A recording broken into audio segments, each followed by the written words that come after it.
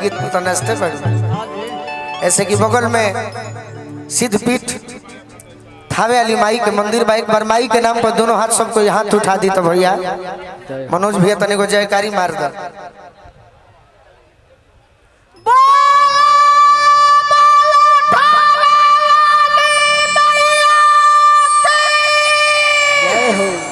एगो भक्त कहता तनी गाना गाली नया बा।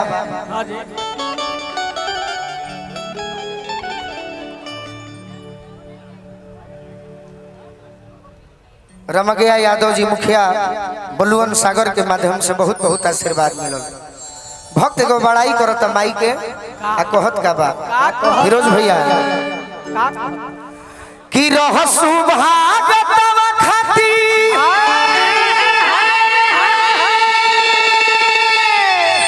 आज अइलू मोरी मतवा हो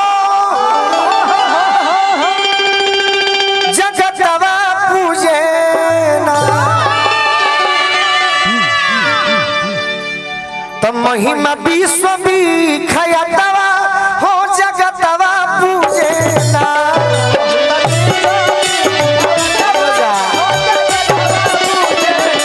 तो महिमा विश्व विख्यातवा हो जगतवा पूजे ना